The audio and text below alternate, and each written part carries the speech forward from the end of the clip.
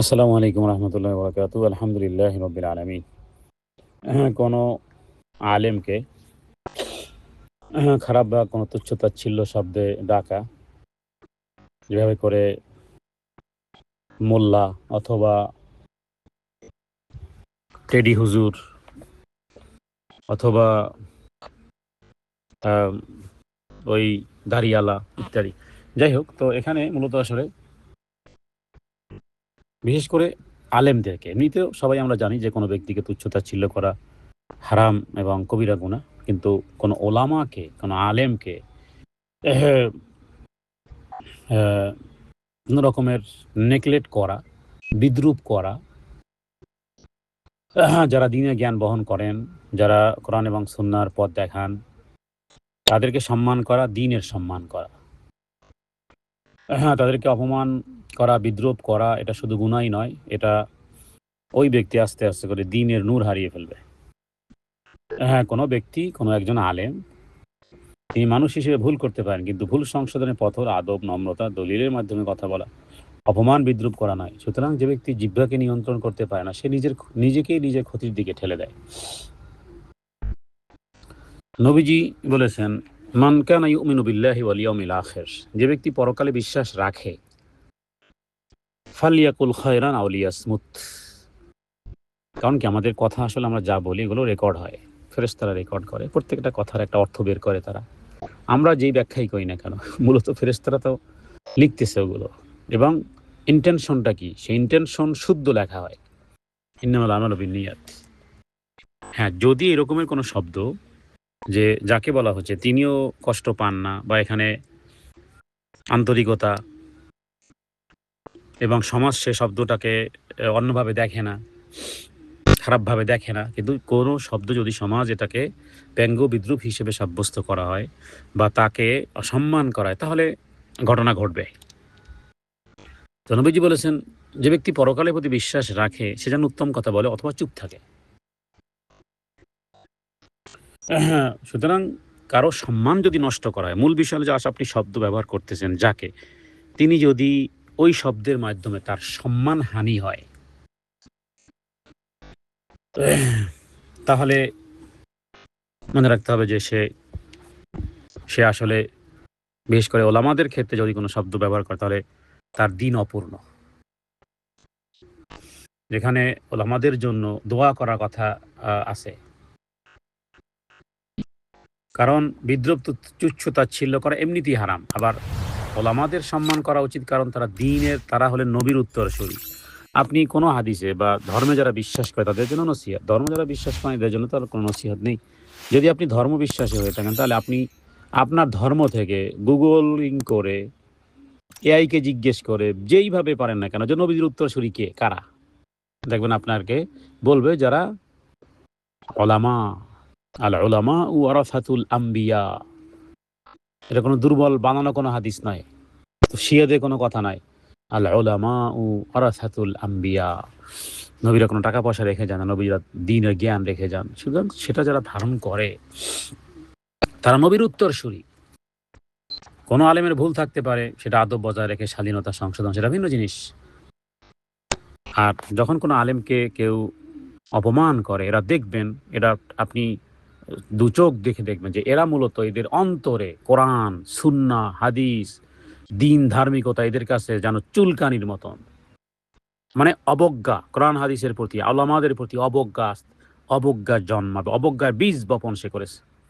কোনো ওলামা যদি ভুল করে সেটা ভিন্ন জিনিস, সেটাকে ভিন্ন ওয়ে, কিন্তু আপনি পুরো ওলামাদেরকে করা মানেই হলো যে আপনার হৃদয়ে কোরআনের ভালোবাসা, সুন্নার প্রতি ভালোবাসা তো নেই, বরং আপনি মুখে যতই মিথ্যা কথা বলেন না কেন, আপনার হৃদয়ে অবজ্ঞা আছে। এটা কার জন্য ক্ষতিকর? আপনার জন্য ক্ষতিকর, ইমানের জন্য ভাইরাস। এই ভাইরাস আপনার ইমানকে খেয়ে ফেলবে। হ্যাঁ, সুতরাং জবানকে যদি এই বিষয়ে সংযত না করা হয়, ওলামাদেরকে সম্মান করা, এটা ওয়াজিব। ওলামাদের সম্মান করা ওয়াজিব।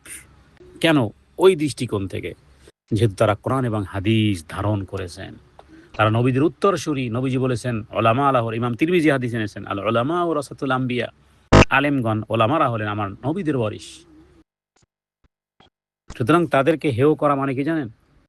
তার জ্ঞানকে, তার যে জ্ঞানে, সে যেই জ্ঞানে জ্ঞানী হয়েছেন, সেই জ্ঞানকে আপনি তুচ্ছ তাচ্ছিল্য করা। ওই জ্ঞান তো নবীর কাছে, ওই জ্ঞান তো আল্লাহ তাআলার কাছে। সুতরাং এমনিতে কারো উপহাস বা বিদ্রূপ, কোরআন কারিমে সূরা হুজুরাতে আল্লাহ বলেছেন যে কোনো মুমিন যেন কোনো সম্প্রদায়কে যেন অন্য উপহাস না করে। লা ইয়াসখার কওমুম মিন কওমিন আসা ইয়াকুনু খায়রাম মিনহুম। সুতরাং মোল্লা শব্দটি বা অন্য কোনো শব্দ ব্যঙ্গ বা অবজ্ঞার জন্য ব্যবহার করা হয়, তাহলে এটা ভয়াবহ। আলেমদের অপমান করা বিপজ্জনক। যে আলেমের সম্মান করে না, এটা মনে রাখতে হবে। কিপ ইন ইউর মাইন্ড, যেই ব্যক্তি আলেমকে সম্মান করে না, তার ঈমানের মধ্যে ত্রুটি আছে। আলেমদের গোশত সবচেয়ে বিষাক্ত, তাদের নিয়ে কথা বলা সবচেয়ে বিপজ্জনক। তার মানে তাদের অপমান করলে দুনিয়া আখেরাত উভয়টাই বরবাদ হতে পারে। মৃত্যুর আগে কলেমাও নসিব না হতে পারে, কারণ সে অবজ্ঞা করেছে দ্বীনকে আসলে। সুতরাং কেউ যদি বলে ওই মোল্লা সাহেব, কিন্তু এমনিতে তুচ্ছ তাচ্ছিল্যতা যদি না থাকে, অনেক সময় ভালোবাসায় মানুষ একটু ভিন্নভাবে একটু ডাক দেয়, তাহলে আশা করা যায় যে গুনাহ হবে না। কিন্তু মোল্লারা এইটা করেছে, মোল্লারা এইটা করেছে, তার মানে কোনো পুরোটাকেই পুরো এই ওলামাদেরকে, যারা দ্বীনের ধারক বাহক, যারা দ্বীন প্র্যাকটিস করে, যারা হয়তোবা শয়তানের ওয়াসওয়াসায় একজন ব্যক্তি ভুল করে ফেলতে পারে, কিন্তু আসলে সে আপনার চেয়ে অনেক বেশি দ্বীন প্র্যাকটিসকারী হতে পারে মেবি। তো এই কারণে তুচ্ছ তাচ্ছিল্য, ব্যঙ্গ, অবজ্ঞা ইত্যাদি হয়ে থাকে, তাহলে তো হারাম হবে। সুতরাং আখেরাতের জবাবদিহিতা যাদের আছে, তারা এদেরকে একটু স্পেশাল সম্মান, এটা আপনি নিজেও দেখবেন। আপনি যারা একটু ধর্মকর্ম পালন করে বা ধর্মের প্রতি শ্রদ্ধা আছে, তারা ধর্মীয় লোকদেরকে অবশ্যই একটু শ্রদ্ধা করবে। মানুষের দাড়ি টুপি নিয়ে কারা ব্যঙ্গ বিদ্রুপ করে আপনারা জানেন না? মুসলিম হয়ে, এটা তো হিন্দুরা যারা, তারা এটা করতে পারে। নাউজুবিল্লাহ মিন যালিক। সুতরাং আলেমদের অপমান করা গুনাহ, বিপজ্জনক। বিদ্রুপ করলে হারাম হবে, সম্মান করা উচিত, কারণ তারা দ্বীনের ধারাবাহক। আল্লাহ তাআলা আমাদেরকে দ্বীনের কারণে, ধর্মের কারণে, কোরআনের কারণে, হাদিসের কারণে, আল্লাহর কারণে, রাসূলুল্লাহ সাল্লাল্লাহু আলাইহি ওয়াসাল্লামের কারণে, তারা ওয়ারিস হিসেবে আমরা চেষ্টা করব যে তাকে আমি সম্মান দিচ্ছি, আসলে ওই কোরআন হাদিসের সম্মান আমার হৃদয়ে আছে। এই সম্মানে তুমিও সম্মানিত। বিবাহের মধ্যে কি হয়? একটা বিবাহের প্রোগ্রামে একজন রিকশাওয়ালা অথবা একজন গরিব অসহায় ব্যক্তিও, সেও, কারণ এখানে বিবাহ হচ্ছে, বিবাহের একজন বরকনের উসিলায় কতজন মুরগির রান খায়। কারণ কি, এটা একটা একজন দুইজন ব্যক্তির বিবাহ শাদী উপলক্ষে তাদের সম্মানের জায়গা থেকে আরো বহু ব্যক্তিকে সম্মানিত করা হচ্ছে। তো এটা যদি দুনিয়ার দৃষ্টিতে যদি এটা হয়ে থাকে, তাহলে একজন কোরআনের কারণে, হাদিসের কারণে, নবীজির কারণে, সাহাবায়ে কেরামদের কারণে, যাদেরকে আল্লাহ তাআলা সিরাতাল্লাযিনা আন'আমতা আলাইহিম বলেছেন, এরা ভুল করলেও হতে পারে যে এরা মুহূর্তেই তওবা করে ফেলেছে। এরা ভুলকারী, তবে তওবাকারী। আর ভুলকারী করার পর তওবাকারী, রাসূলুল্লাহ সাল্লাল্লাহু আলাইহি ওয়াসাল্লামের কথা সত্য, আপনি আমি মিথ্যাবাদী হব। নবীজি বলেন, আত-তাইবু মিনাজ যামবি কামান লা যামবা লাহু। এক ব্যক্তি ১০০ জন হত্যা করেছিল, তওবা নসিব হয়েছিল। তওবা যদি নসিব না হয়, তাহলে তো জাহান্নামে।